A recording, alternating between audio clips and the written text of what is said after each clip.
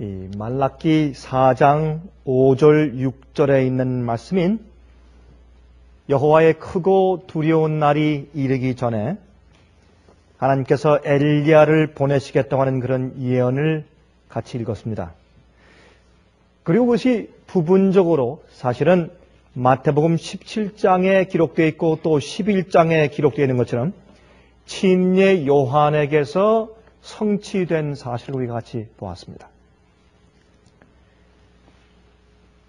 예수님께서 이 땅에 오셔서 변화산 위에서 참 영광의 모습으로 변화함 받으시고 또한 모세와 엘리야가 옆에서 참 주님과 함께 그 영광에 빛나는 광채 속에 서 있는 모습 보았을 때 베드로와 요한과 야곱은 나가서 얼마나 가서 얘기하고 좀 떠들어주고 싶어서 얼마나 입이 근질근질했을까요? 이것이 예수께서 메시아라고 하는 그런 결정적인 증거인데 메시아가 오기 전에 엘리야를 먼저 보내시겠다고 하는 결정적인 구약성경의 제일 마지막 책, 마지막 장, 마지막 절에 있는 그 예언이 성취된 것을 두 눈으로 보았는데 왜 예수님께서 그 말을 하지 말라고 하시는가?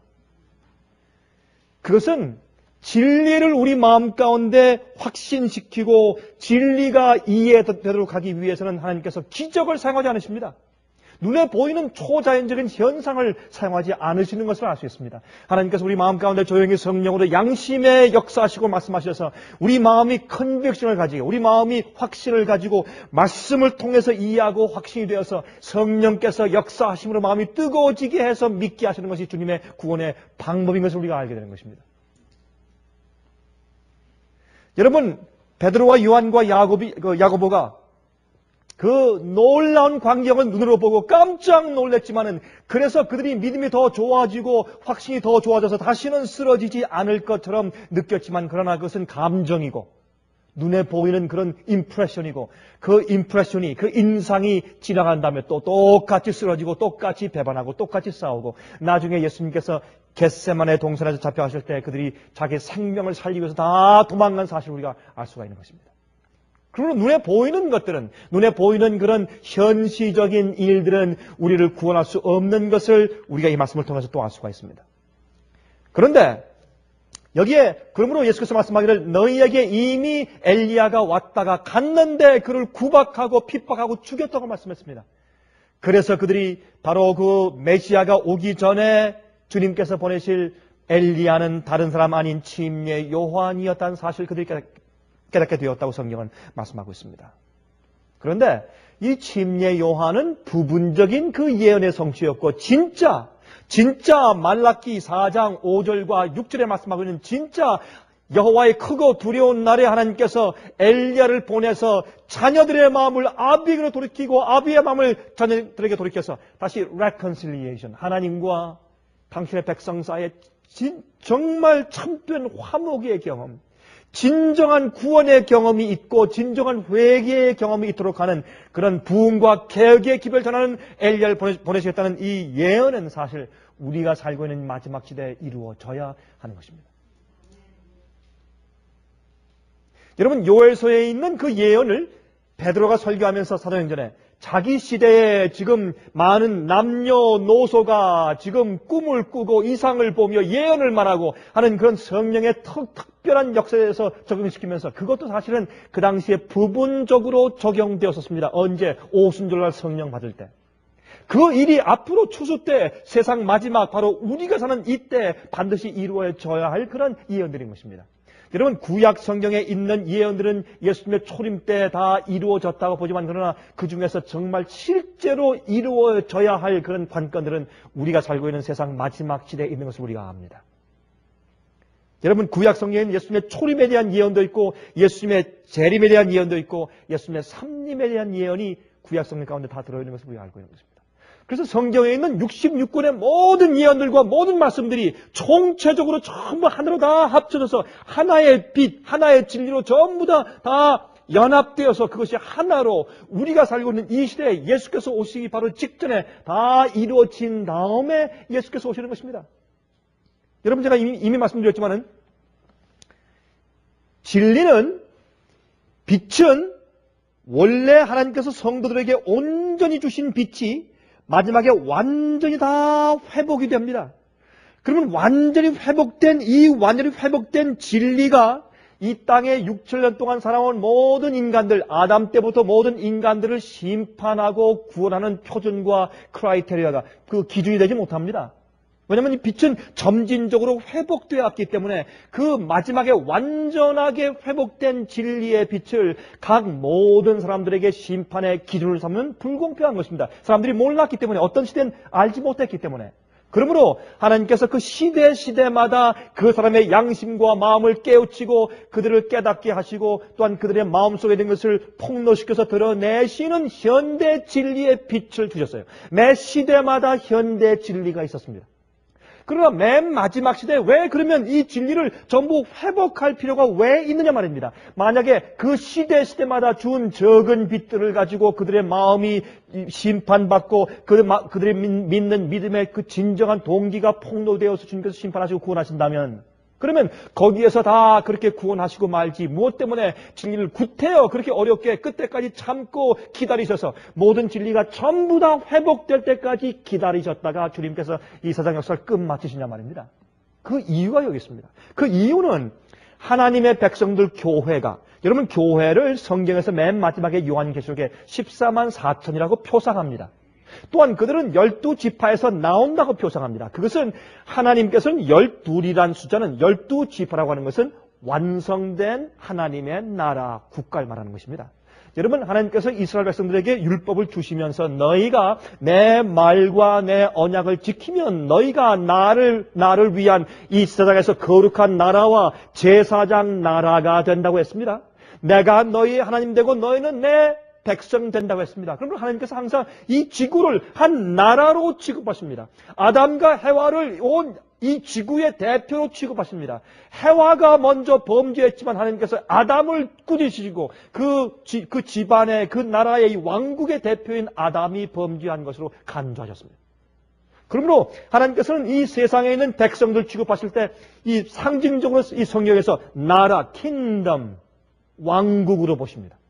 그 왕국은 완성입니다. 다시 말해서 그 왕국에 있는 여러 가지 종류의 성격과 개성들을 가지고 있는 사람들이 전부 다 컨시스턴트, 전부 다 합쳐져서 구성하고 있는 것이 나라입니다. 거기에는 어떤 사람들이 제외되지 않습니다. 하나님께서 모든 개인들을 다 똑같이 동일하게 취급하시는 것입니다. 주님께서 그 백성들, 그 왕국을 건설하시는 것입니다. 근데 그 왕국은 빛이 있어야 합니다. 하나님께서 어둠의 왕국에서 빛의 아들의 나라로 옮기셨다고 골로새 1장으로 설명하는 것입니다. 여러분, 제가 이 말씀을 드리는 것은 성경적으로 찾지 않고 지금 이 서론을 말씀드리는 것입니다. 이렇게 해서 주님께서 한 왕국을 이루시는데 그 왕국이 시온산의 어린 양과 함께 선다고 설명합니다. 그러면 그 왕국은 말입니다. 12지파입니다. 이 12지파로 표상하신 이유가 있습니다. 여러분, 이 12지파는 하나님의 빛을 가지고 하나님을 올바로 아는 사람들입니다. 그래서 하나님께서 어린 양이 어디로 인도하든지 따라가는 사람들입니다. 한 백성이요. 성경은 계속 말하기를 하나님께서 내 백성, 내 한 백성, 나의 한 백성을 준비시킨다고 말씀하십니다. 우주는 하나입니다. 그 중에서 이 지구만 반역하여 떨어져 나갔습니다. 이 마귀는 이 지구를 자기의 영원한 본부로, 영원한 헤드코어로 삼으려고 지금 애를 쓰는 것입니다. 여러분, 이 대쟁투에 있어서 하나님께서 다시 이 지구를 도로 찾기 위해서 이 지구를 하나님께서 이 온 우주 앞에, 마귀 앞에 당신께 속한 교회요, 나의 백성이고 나의 왕국인 것을 증명하셔야 되는 것입니다. 여러분, 마귀는 원래부터 자비와 공의는 같이 갈 수 없다고 고소했습니다. 그러므로 하나님께서 범죄한 인간들을 용서해 주려면 주님의 공의를 주님께서 폐해야 된다고 말했습니다. 왜? 용서와 공의는, 심판은 같이 갈 수 없다고 고소한 것이 마귀의 고소입니다. 그건 어떤 의미에서 합리적인 이야기입니다. 여러분, 어떤 사람을 용서해 주려면 그 표준과 법을 깨트려야 용서가 가능해요. 그렇지 않습니까? 법을 어겼으면 어긴 자는 반드시 벌받고 죽어야 합니다. 아니면 죄를 범하고 반역을 범한 자는 반드시 죽어야 합니다. 그렇지 않으면 법을 시행할 수 없습니다. 법을 세운 목적이 없습니다. 그러므로 하나님께서 범죄한 인간들도 살리시고 주님의 우주를 지키는 질서의 원칙인 법도 살리시기 위해서 십자가를 세우신 겁니다. 십자가 속에는 우리의 죄값을 치루시는 은혜와 자비가 있는 동시에 이 법은 영원 불변하고 변할 수 없기 때문에 죄의 대가를 대신 치루어 주시는 반드시 공의가 그것을 같이 들어있는 것입니다. 그러므로 십자가에서는 주님의 법도 세우고 주님의 자비도 세우신 겁니다. 그런데 이 법과 자비가 같이 이제 하나가 되었는데 이제는 주님께서 이렇게 하시는 것입니다. 마귀인 말하기를 하나님 우리도 법을 범했고 저 인간들도 법을 범했는데 우리는 쫓아내시고 우린 영원히 멸망시키려고 계획하시고 저 인간들은 범죄하고 똑같이 반역하고 똑같이 계명을 어겼는데 저들은 영원히 용서하시고 영원히 다시 살리시고 구원하실 겁니까? 억울합니다. 불공평합니다 할 때 하나님께서 말씀하시는 것은 너는 또한 너의 악한 천사 부하들은 하늘에서 쫓아내 짐을 당할 때 하늘에 이제 대쟁투가 끝날 때 하늘에서 쫓아냄을 당할 때 너희들은 내 보좌 앞에서 모든 빛을 알고 내 영광 앞에서 나의 사랑과 나의 은혜와 나의 모든 성품을 다 알고서도 너희의 교만함 때문에 너희가 선택하여 너희가 죄짓고 너희가 반역하여 끝까지 회개치 않기로 했기 때문에 너희가 멸망당하는 것이지만 그러나 인간들은 빛을 몰랐단 말입니다. 그들이 아는 것처럼 충분히 알지 못했습니다. 그러므로 빛이 필요해요. 그래서 하나님께서 결정하시기를 아담과 해와의 범죄 이후에도 그의 후손들이 계속 태어나도록 주님께서 허락하시고 어디에 근거해서 예수께서 십자가에 가서 돌아가실 것을 근거해서 그 희생에 근거해서 인류가 계속 태어나서 살 것을 주님께서 허용하신 겁니다. 그래서 우리 모두가 이 땅에 태어나면서 관건이 무엇입니까? 우리가 결국은 하나님의 앞에 나가서 결국은 우리가 마귀와 같지 않다는 것입니다. 그것을 증명해야 합니다. 우린 마귀와 속죄에 같지 않고 우리는 용서받고 영원히 살 수 있는 존재라는 사실을 우리가 프루브해야 돼요. 그걸 증거해야 합니다. 그걸 보여야 합니다. 그게 증인들입니다. 우리는 우리 자신들의 구원을 위한 내가 영원히 살 수 있다는 증인이 되어야 합니다. 그 일을 주님께서 성령으로 내 속에서 하시는 겁니다. 우리의 노력보다는 주님께서 능력으로 내 속에서 이루시는 것입니다. 그 다음에 또 하나님의 율법과 주님께서 옳다는 것을 우주 앞에 증명해주는 마지막 증인들의 무리가 필요한 것입니다. 그 사람들이 생겨야 한 백성이 준비되고 생겨야 주님께서 드디어 이 죄의 역사를 끝내시고 이 세상에 영원한 새하늘과 새 땅이 다시 도래하는 것입니다. 제가 지금 간단하게 설명드렸지만 여러분 이것은 우리가 오랫동안 씹어서 심사숙고해야 할 굉장히 중요한 성경의 주제입니다. 성경의 줄거리입니다. 여러분 그래서 하나님께서 어떻게 마지막 시대 여호와의 크고 두려운 날이 이르기 전에 누굴 보낸다고요? 엘리야를 보낸다고요. 여러분 엘리야는 왜 왔습니까? 엘리야는 갈멜산 위에 섰을 때 3년 반 동안 비가 오지 않게 황폐된 교회, 그 비가 오지 않은 것은 무엇을 상징했습니까? 타락하고 반역한 교회, 잘못된 복음을 가지고 잘못 예배하는 교회, 배도하고 악해진 교회를 상징했습니다. 주님의 심판을 상징했습니다. 오늘날 시대도 마찬가지입니다. 옛날에 그 배도한 그 입장에서 엘리야가 서서 하나님을 너희가 잘못 섬긴다고 고소하는 것입니다. 그러므로 그들을 애굽에서 이끌어낸 여호와가 바알인 줄 알았습니다. 너무 오랫동안 조금씩 이세벨을 통해서 잘못된 가르침이 교회에 스며들어왔기 때문에 나중에 수백 년 지난 다음에 그들이 여호와 하나님의 행적을 다 잊어버리고 바알이 자기들의 신인 줄로 의하게 되고 자기 이름을 전부 다 바알을 따라서 수룹바알 무슨 바알에서 이름을 바꾸기 시작했습니다. 그런 입장에 엘리야는 한 백성을 준비시키는 겁니다. 회개를 촉구했습니다. 무너진 단을 세웠습니다. 그리고 참된 주님께서 만드신 참된 구원의 방식인 양을 잡아 제사하는 법칙을 회복합니다. 거기에 양을 잡아서 거기에 놓았을 때 하늘에서 불이 내려와서 그 양과 제단을 다 사르면서 하나님을 믿는 참된 신앙과 참된 복음과 진리가 무엇인지 증명하셨습니다. 이것이 엘리야입니다. 엘리야는 참된 부흥과 개혁을 가져온 주님의 종입니다. 이 종도 그러나 또 정선으로 또 낙심에 도망을 갔습니다. 도망을 가서 난 죽길 원합니다 했습니다. 우리도 그런 것입니다. 그리스도인들이 그런 놀라운 영적인 경험을 한 다음에도 넘어져서 그런 낙심 가운데 있을 수가 있는 것입니다. 그러나 주님께서 그를 다시 호렙산을 불러서 그를 다시 부흥시킨 다음에 그를 어떻게 합니까? 다시 이스라엘로 보내서 선지자, 국교를 시작하게 하셨습니다. 참된 부흥과 개혁을 시작할 것입니다. 이 똑같은 역사가 여러분 이 전체적인 아니면 부분적으로 예수께서 말씀하신 것처럼 침례 요한의 역사로 이루어진 겁니다. 그 당시 교회도 똑같이 배도했고 똑같이 우상 숭배하고 있었고 똑같이 예수님을 거절하고 똑같이 참된 복음과 참된 예배를 거절하고 있었습니다. 그러나 침례 요한이 그들에게 너희가 회개하고 회개에 합당한 열매를 맺으라고 말씀한 겁니다. 여러분, 우리가 열매 맺기 전에 씨가 싹 트기 전에 우리 마음을 기경하고 갈아 없는 일이 있어야 합니다. 참된 회개입니다. 회개는 열매가 있어야 합니다. 회개는 우리 마음 가운데 내가 잘못했습니다. 불쌍히 여기 싶지 않은 그런 감정이 아니라 회개는 내가 죄에서 돌이켜서 다시 그런 죄를 범하지 않는 것입니다. 죄를 버리는 것입니다. 죄를 포기하는 것입니다. 그리고 그 속에 비어있는 그 속에 성령의 열매가 대신 맺혀야 합니다. 성령에 합당한 회개에 합당한 열매를 맺으라고 얘기했습니다. 여러분, 세리들에게는 더 이상 돈을 착복하지 말라 그랬습니다.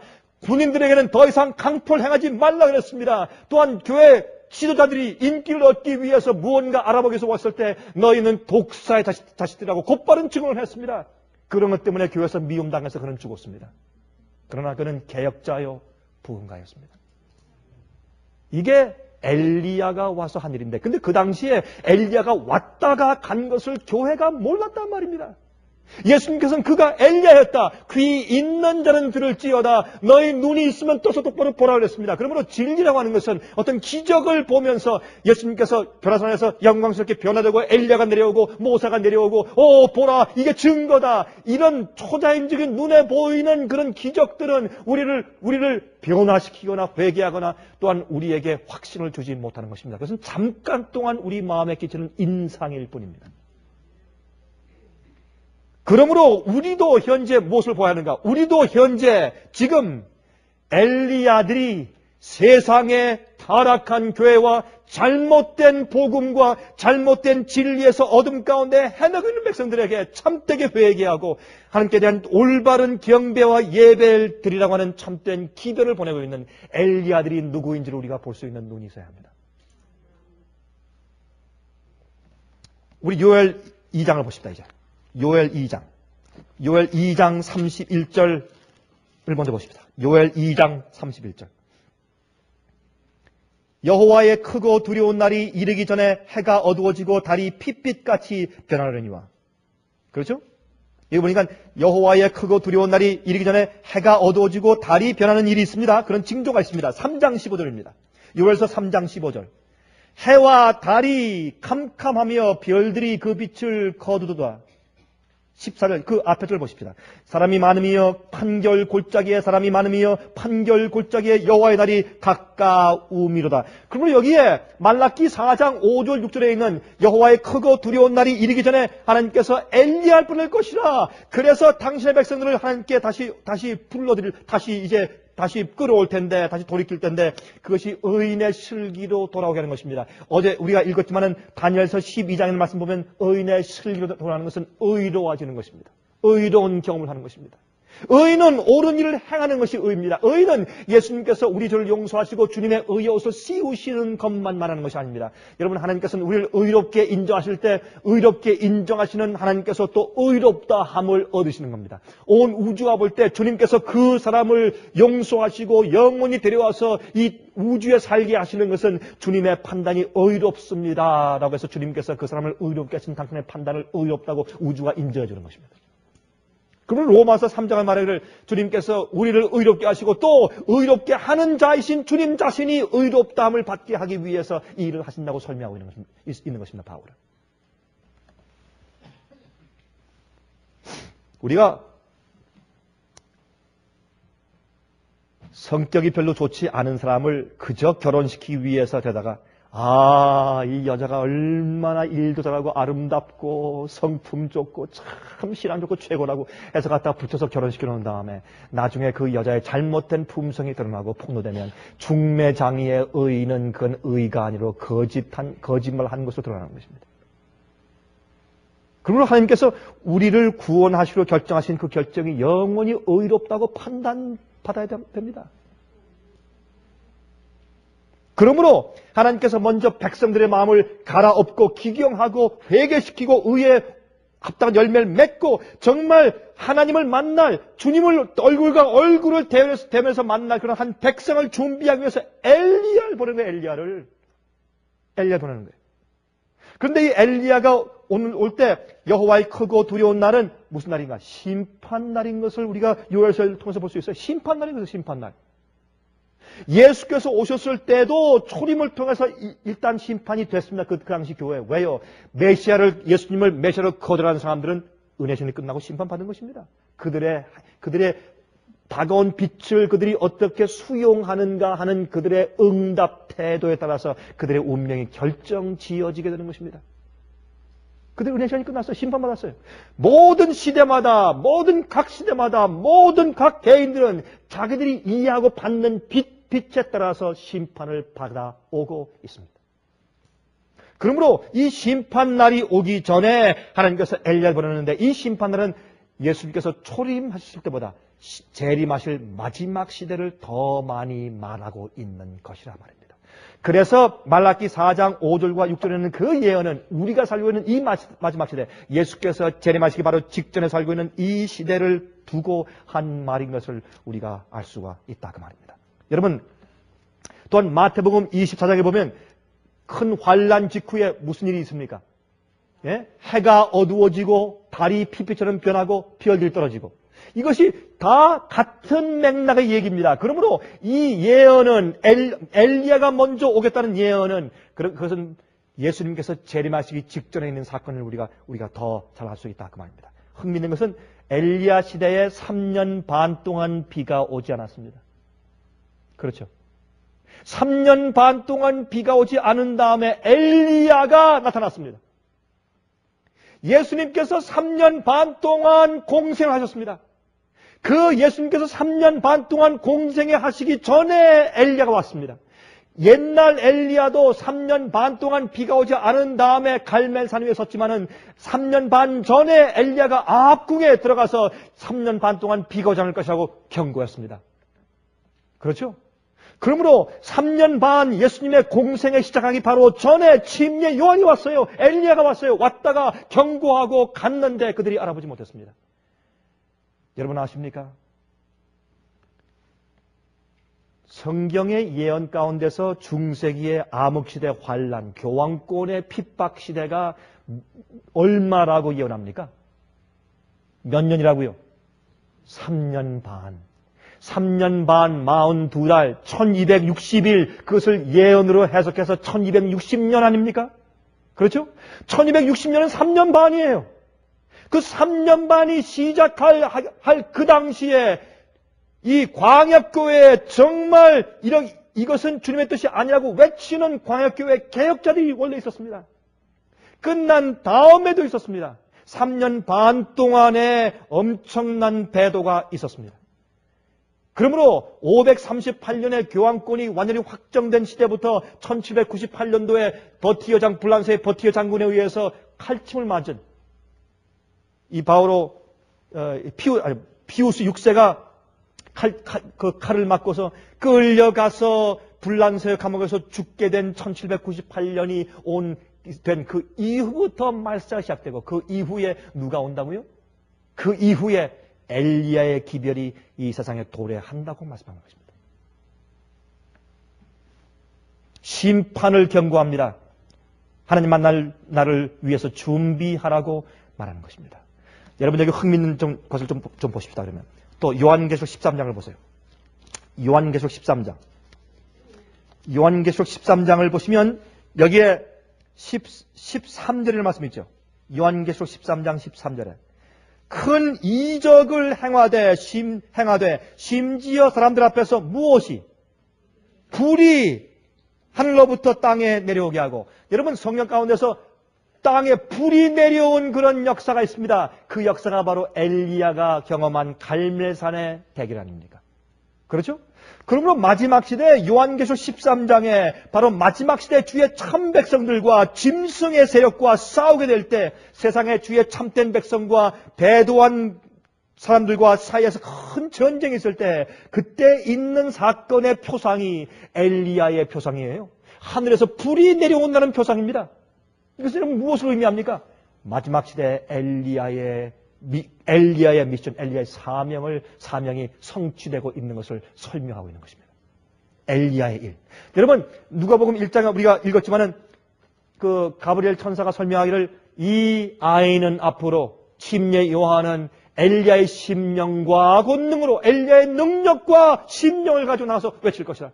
그러나 겉으로 볼 때 그런 엘리야도 아니었고 엘리야 같은 권위도 없었고 또한 그런 겉으로 멋있는 모습도 없었습니다. 그는 거절당하고 비난받고 문제 일으키는 사람이고 그런 사람이었습니다.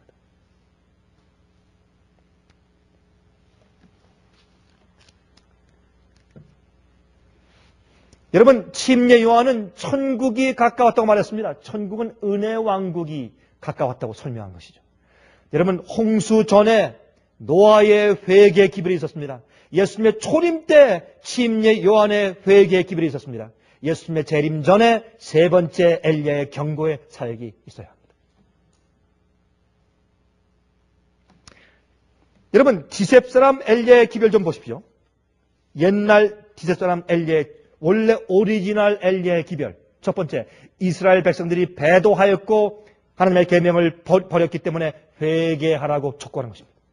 두 번째, 바알 숭배를 정죄했습니다. 세 번째, 성소 봉사를 회복했습니다. 제단을 다시 쌓아서 회복하였습니다. 참된 구원의 길을 회복했습니다. 오늘날 교회에서도 이 구원을 어떻게 하면 구원받는가 하는 그 길을 사람들이 트위스트하고 오해시켜 놓았어요.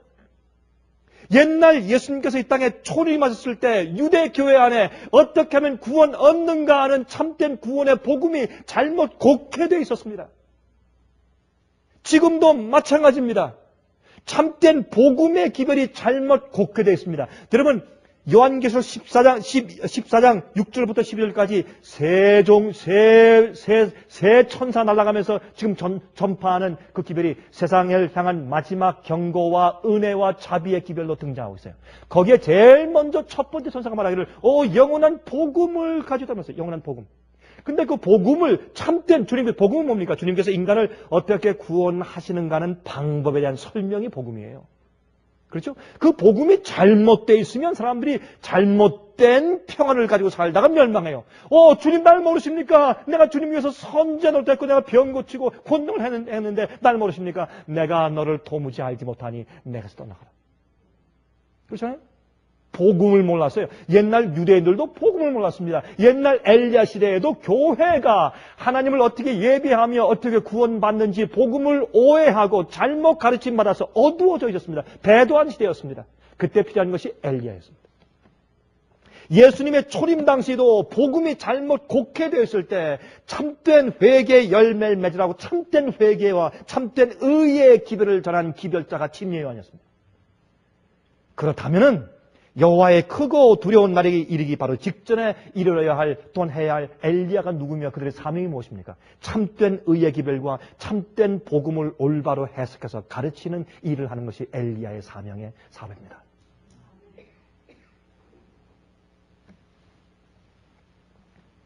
두 번째 엘리야에는 침례 요한도 똑같은 일을 했습니다. 똑같은 일.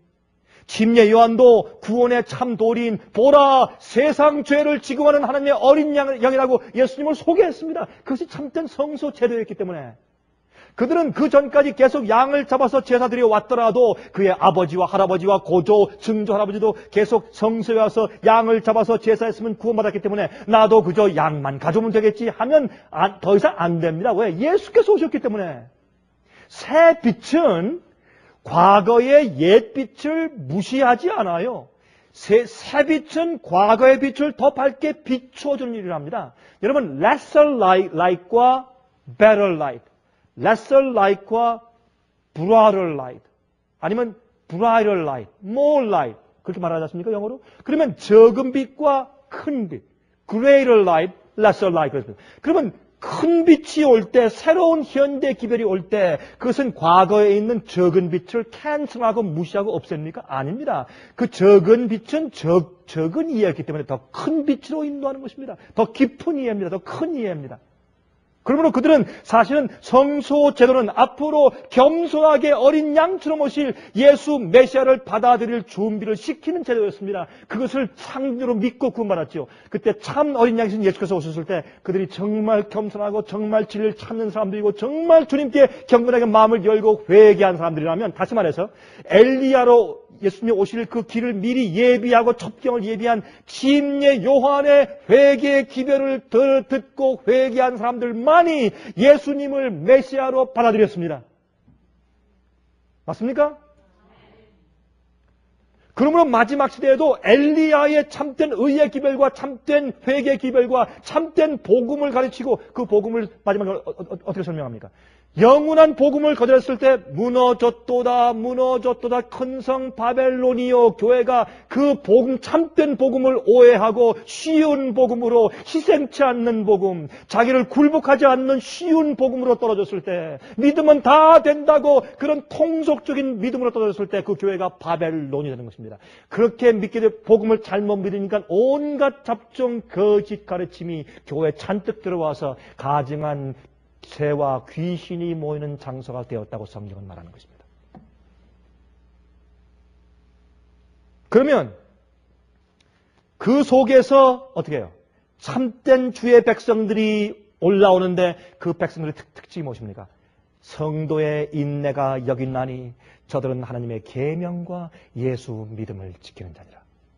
참된 엘리야의 기별을 듣고 참된 의를 이해하고 참된 복음을 회복하고 참된 회개의 경험을 한 사람들은 그들의 모습이, 그들의 결론이, 그들의 경험이, 그들 나타나는 표현이 무엇입니까? 하나님의 율법과 계명을 지키는 사람들입니다. 그것이 예수의 믿음을 가진 사람들이라고 결론적으로 말씀하는 것입니다. 그것이 복음입니다. 주님께서 계명을 범해서 타락한 일들을 다시 구원해서 영원히 살게 하기 위해서 계명을 지킬 수 있는 사람으로 변화시키지 않으면 안 되는 것입니다. 처음에 시작이 율법에 대한 범죄로 시작했기 때문에 율법에 대한 순종으로 끝나야 합니다. 그것은 복음이 너무 분명한 것입니다. 복음의 그 띠임에, 그 줄거리에 있어서.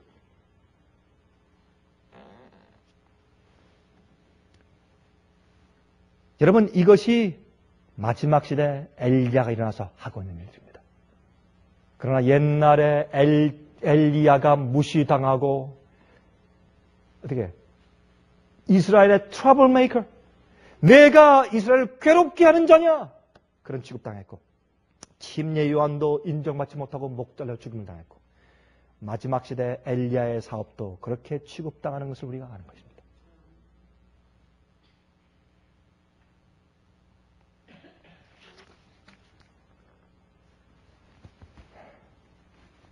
새 엘리야 시대, 옛날 엘리야 시대, 두 번째 엘리야인 침례 요한 시대, 세 번째 엘리야들이 역사하고 있는 현대 시대도 교회가 진리로 어두워지고 타락하고 배도한 상태에 있습니다. 이것은 성경을 통해서 우리가 볼 때 너무 분명한 이야기입니다. 여러분, 이 시대에 주님께서 어떤 사람들을 주님께서 불러 모으시냐면, 하나님의 계명을 지키는데 예수의 믿음으로 지키는 사람들을 주님께서 불러 모으시고 계시는데, 그것을 한 백성을 준비시키는 기별이라고 말하는 것입니다. 그게 엘리야의 기별이에요. 한 백성을 준비시키는 기별, 무엇하기 위해서? 하나님을 대면해서 같이 살 수 있는, 주님 앞에 설 수 있는 심판을 위해서 준비시키는 기별이에요.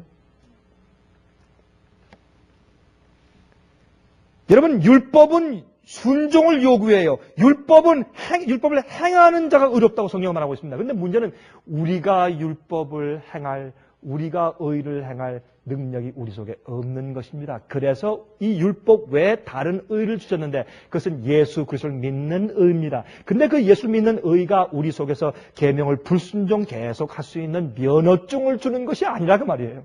예수 그리스도의 의는 내 속에 들어와 우리를 변화시키고 계속 성장케 해서 어떤 일이 있어도 우리의 목숨이 드러나도 주님의 명령과 약속은 반드시 지키고 주의 언약을 지키는 순종하는 백성들로 만들어 놓는다 그 말입니다. 그것이 마지막 최종적인 증인입니다. 이 증인이 생겨야, 그럼 아까 질문했죠? 계속해서 회복되어서 맨 마지막에 완전한 진리가 회복되어야 할 필요가 있는 것은, 그렇게 된다면 모든 진리가 원래 진리처럼, 원래 빛처럼 전부 회복된 다음에, 왜 빛은 하나님이기 때문에, 빛은 하나님 자신이 빛이에요. 우리가 어둠을 가지고 죄를 가지고 잘못된 오해를 가지고 주 앞에 설 수가 없습니다. 그러므로 매 시대마다 자기가 받은 빛에 의해서 심판받고 구원받지만은 맨 마지막 시대에 온전한 빛이 회복되어야 할 필요성이 있는 이유는 그때 모든 빛을 다 알고 주 앞에 주님을 올바로 이해하고 온전히 굴복하고 사는 그들의 믿음과 생애 때문에, 그 증인들 때문에, 그 증거와 간증 때문에. 오늘도 여러분 간증 들으셨죠? 간증 때문에 무엇이 이루어집니까? 드디어 심판이 끝납니다. 마귀의 멸망이 확정지어지고 주님께서 이 세상에 새하늘과 새 땅을 이 땅에 다시 세우실 주님의 고난이, 권리가 인정되는 것입니다. 아, 주님께서는 그런 거 하지 말고 그냥 하시면 되죠. 아, 필요 없다. 마귀 없애버리고, 근데 그 악한 천사 없애버리고 다 이렇게 해버리면 될 거 아닙니까? 그러나 모든 우주에 있는 천사들과 모든 거민들의 머리 가운데 의문, 의심이 남아요. 그러면 안 되는 것입니다. 모든 것이 만천하에 전부 다 공개되고 그것이 심판되고 다 어떻게 해요? 다 판단되어야 하는 것입니다.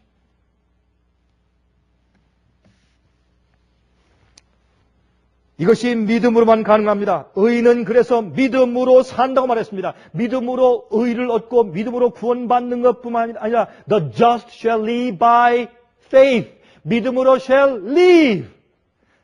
그냥 justified, 의롭게 되는 것뿐만이 아닙니다. 그냥 be saved, 구원받는 것 아니라 they shall live. 산단 말이에요, 믿음으로. 의롭게 산단 말입니다.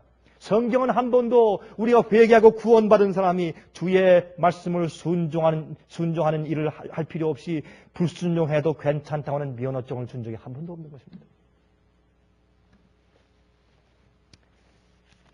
여러분, 어느 시대나 십자가의 한편 강도가 받는 것 같은 그런 구원받은 사람들이 많이 있습니다. 그 강도는 마지막 끝에 어떻게 구원받았어요? 그는 내려와서 그가 자기가 회개하고 자기가 주님 받아들이고 자기가 굴복한 그 자기의 영적인 경험을 프루브하고 증명할 만한 시간이 없었습니다. 그는 그의 순수한 그 회개와 그의 굴복 있는 그 자체를 주님께서 씨가 뿌려져서 회개한 것을 주님께서 용납하시고 그를 구원하셨어요. 내가 앞으로 나와 함께 낙원에 있을 것이라고 약속했습니다. 많은 사람들이 그렇게 십자가의 한편 강도 같은 믿음을 가지고 구원받을 것입니다. 그 사실이에요. 그러나 맨 마지막 시대에 어떻게 엘리야의 도래와 기별을 통해서 하나님께서 14만 4천이라는 단어로 상징하신 것은 마지막 시대에 주님을 위해서 서는 마지막 증인들이 필요해요. 하나님이 옳습니다. 마귀가 틀렸습니다. 주의 율법은 우리가 지킬 수 있는 것이고 우리의 구원은 우리 힘이 아니라 주님의 성령으로 이루어지는 것인데 구원은 그저 의를 뒤집어 쓰는 가면이 아니고 주님의 성령의 능력과 은혜가 내 속에 들어와서 영원히 살 수 있는 사람으로 변화시키는 능력입니다. 그걸 증명하고 보이는 사람들이 필요합니다. 그래야 끝납니다. 그렇게 되기까지는 모든 빛이 전부 회복이 되어야 합니다. 그래서 성경은 세 엘리야를 설명하고 있어요. 첫 번째 엘리야, 두 번째 엘리야, 첫 번째와 두 번째는 왔다 갔습니다. 세 번째 엘리야는 여호와의 크고 두려운 날이 이르기 전에 이 땅에 온다고 설명을 했습니다. 주의 백성들을 하나님 아버지께로 다시 돌려서 인도하는 백성들. 그래서 하나님을 만날 수 있는, 주님을 하나님의 얼굴 대면에 만날 수 있도록 한 백성을 준비시키는 자들이 생긴다고 말이에요. 이 사실을 우리 마음 가운데 사무쳐야 합니다. 사무쳐야 합니다. 자기 부정과 희생이 없고 세상의 헛된 것들로부터 분리되는 것을 요구하지 않는, 자기 부정과 희생을 요구하지 않는 쉬운 종교에서 개혁과 회개를 촉구하는 엘리야의 기별이 있어야 된다고 말합니다.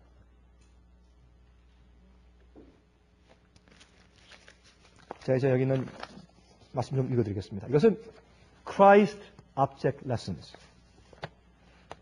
실물교훈이라고 번역합니다. 이런 책 419페이지에 참 좋은 우리가 지금 연구하는 이 말씀에 대한 좋은 추석이 이렇게 있습니다. 한번 들어보세요. 그리스도 교훈은 죄를 사하는 것보다 더 큰 의미가 있다. 기독교는 죄를 용서하는 것보다 더 큰 의미가 있단 말입니다. 이 우리의 죄를 제거한 다음에 그 빈자리를 성령의 은혜로서 채우는 일이다. 이는 신령한 빛으로 밝아지게 하고 하나님 안에서 즐거워하게 하는 것을 의미한다. 이는 빈 마음 안에 그리스도께서 임재하심으로 축복되는 것을 의미한다. 그리스도께서 우리 심령을 다스릴 때에 그 심령은 순결하고 죄에서 해방된다. 그리하여 복음의 경륜의 영광과 충만함과 완전함이 생길 생애 가운데서 이루어진다. 사람이 구주를 받아들일 때 완전한 화평과 완전한 사랑과 완전한 보증의 빛을 반영하게 된다. 우리의 생애 가운데 나타나는 그리스도의 품성의 아름다움과 향기는 하나님께서 진실로 당신의 아들을 이 세상에 구주로 보내셨다는 것을 증거하게 되는 것이다. 그랬습니다. Mount of Blessings, Thoughts from the Mount of Blessings. 산상보훈이라는 책입니다. 여기도 이런 주석이 있어요. 114페이지예요. 그러나 용서한다는 것은 많은 사람들이 생각하는 것보다 더욱 넓은 의미를 가지고 있다. 하나님께서는 널리 용서하시리라는 약속을 주시면서 마치 그 약속의 뜻이 우리가 이해할 수 있는 것보다 훨씬 더 높은 것처럼 이렇게 부언하신다. 여호와의 말씀은 내 생각은 너희 생각과 다르며 내 길은 너희 길과 달라서 하늘이 땅보다 높음같이 내 길은 너희 길보다 높으며 내 생각은 너희 생각보다 높으니라. 하나님의 용서는 단순히 우리를 정죄에서 면하게 해주는 사법적 행위가 아니라 그것은 죄를 용서할 뿐만 아니라 죄로부터 완전히 돌아서게 한다. 마음을 변화시키는 것은 구원하는 사랑의 표현이다. 다윗은 하나님께서 내 속에 정한 마음을 하나님이여 내 속에 정한 마음을 창조하시고 내 안에 정직한 영을 새롭게 하소서라고 기도했을 때 용서의 참뜻을 그는 깨닫고 있었다 그랬습니다. 이게 용서입니다. 이게 복음입니다. 여러분, 예수께서 이 땅에 오셔서 우리를 해방시키는데 어디서 해방시킵니까? 우리의 육신적인 질고에서 해방시키기 위해 오셨습니까? 슬픔과 고통과 질병에서요. 그것도 포함되겠지만 예수께서 오셔서 우리를 해방시키려고 하는 것은 우리 속에 있는 죄의 힘에서부터 우리를 해방시키려고 오신 겁니다. 우리 속에 있는 죄의 힘, 로마서 7장에 있는 우리로 자꾸 죄를 짓게 하는 그 죄의 힘, 악이 나와 함께 있다는 그 죄의 힘. 오라 나는 곤고한 사람이로다. 누가 나를 이 사망의 몸에서 건져낼 것인가라고 부르짖는 그 죄의 힘이 내 속에 있어요. 그 죄의 힘에서 나를 해방해서 구속하시려고 오신 것이 예수님의 성육신이에요. 그게 복음 아닙니까? 여러분, 믿음은 행해야 돼요. 사랑은 능력이기 때문에. 제가 이제 학창시절에 말이죠. 제가 저희 형벌 되는 사람은 압니다. 우리가 나이가 그저 21살 정도 되었을 때, 그 선배는 나이가 27, 현저를 되었으니까, 그 당시에 27, 28이면 저보다 참 한참 위였으니까, 지금은 그렇게 아니지만 옛날엔 참 한참 선배죠, 그때. 우리가 한 20살, 21살 때니까. 근데 말이죠. 하루는 눈이 온 날인데, 참 추운 날이었어요. 참 춥고 추운 눈이 온 날인데, 그때 참 이 선배가 좀 행복하지 못해요. 얼굴이 우울하고 고독하고 외롭고. 자기 애인을 지금 생각하는 겁니다. 애인을 그리면서 지금 보고 싶어서 지금 행복하지 않아요. 가만히 보니까 눈치가 그래요. 아침 일찍 일어나서 이제 말씀을 읽고 또 운동도 하고 좀 걷고 하더니 그래도 이제 마음이 가라앉지 않는지 옷을 갈아입고 내복을 끼워 입고 두꺼운 오발 걸치고 그것도 이게 이제 눈이 오니까 이제 뒤집어 쓰는 모자가 있지 않습니까? 외투에 있는 거. 그것도 푹 뒤집어 쓰고서 탁 무장으로 장갑을 끼고 두꺼운 양말과 신발 신고 그리고 이제 길을 나서는 겁니다. 아, 형 어디 가시는 겁니까? 도대체 이 추운 눈 온 겨울날에 갈 데가 있다. 여러 수마일을 걸어가는 겁니다. 저는 생각했어요. 아이고, 나 같으면 난 그 짓 안 한다. 이 추운 날 뭐가 낫다고 그 먼 길을 이렇게 수마일을 갖다 눈 맞으면 그 추운데 동동을 걸어가나. 사랑의 힘을 몰라서 그래요. 몰라서 그렇습니다. 사랑은 행동케 합니다. 사랑은 우리 속에서 힘을 주어서 무엇을 하게 만드는 것이 이것은 이상해요, 사랑은. 그렇죠? 옛날에 한 번은 말이죠. 신문에 이런 것이 났습니다.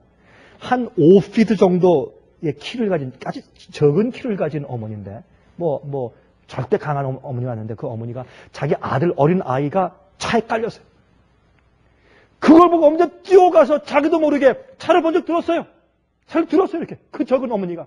이 옆에 있는 사람들이 와가지고 그 아이를 끌어낼 때까지 차를 들었어요. 그 차를 놓은 다음에 까물쳐서 실수하고 넘어져 버렸어요, 어머니가. 사랑은 이상한 일을 해요. 사랑은 어떤 때 사랑을 보면 광신이라고 할 수가 있어요. 그것이 바로 막달라 마리아 얘기 아닙니까? 그렇죠? 막달라 마리아 3만 불 주고 옥합 향유 한 병 샀어요. 한 병. 그 정신 나간 일 아니에요? 여러분 그런 일 하겠어요? 옥합을 3만 불 주고 1년 봉급을 주고서 그거 사겠어요? 3만 불짜리 옥합을 사가지고 예수님께 가가지고 몰래 가가지고 그것을 깨트려가지고 예수님 머리에 붓고 또 떨어진 것은 발에 떨어진 것은 머리를 풀어가지고 닦아드리고 이거 정신 나간 일 아니에요? 정신 나간 사람 아니면 누가 그런 일을 해요? 그래서 가룟 유다와 시몬과 다른 제자들이 뭐라 했습니까? 저거 광신이야. 어떻게 예수님께서 저런 것을 그냥 허용하실까? 저 악한 여자인데 귀신 7귀신 들렸던 여자고 장녀였는데 어떻게 주님께서 저 사람의 과거를 모르실까? 저걸 허용하실까? 저거 팔아가지고 가난한 사람 주위에서 보면 큰 일을 할 수 있을 텐데 광신이죠. 미친 짓이죠. 그러나 주님께서 말씀하시기를 가만두어라. 가난한 사람들은 너희와 항상 함께 있지만 난 너희와 이제 항상 함께 있는 것이 아니야.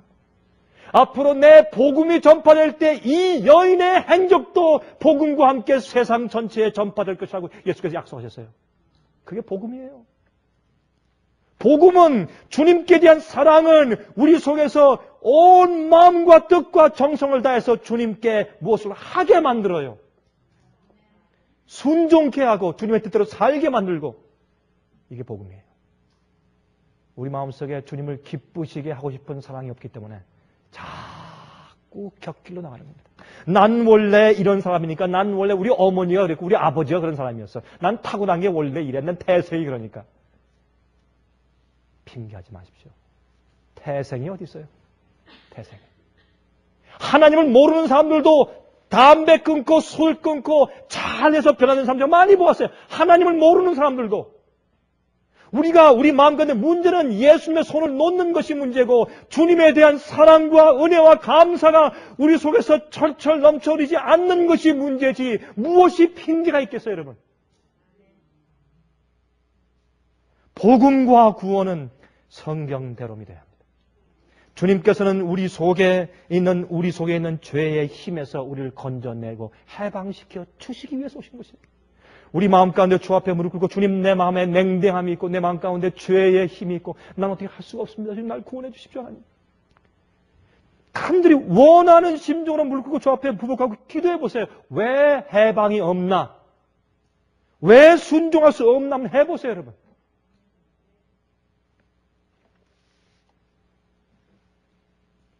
앞으로 하나님께 영광 돌리는 일이 이르러 오는 것입니다. 그 일을 위해서 하나님께서 엘리야를 보내서 교회를 깨우시고 준비시키는 일에 열심을 다하시고 있는 때 우리가 살고 있는 것입니다. 이 중요한 시기에 여러분들은 무엇을 하시렵니까? 우리가 큰 일을 할 수 없을지 모릅니다. 그러나 우리가 믿고 살고 말하는 그 자체가 엘리야의 일을 할 수가 있어야 합니다.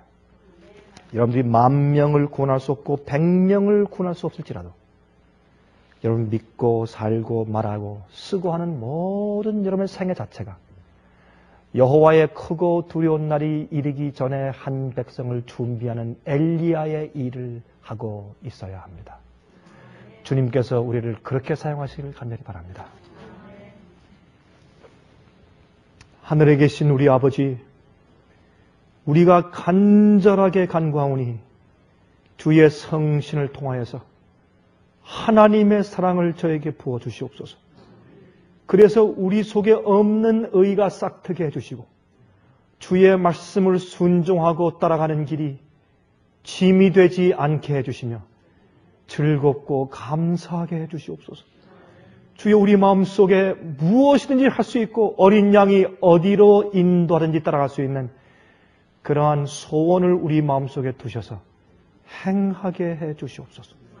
예수 그리스도 이름으로 간절히 기도합니다.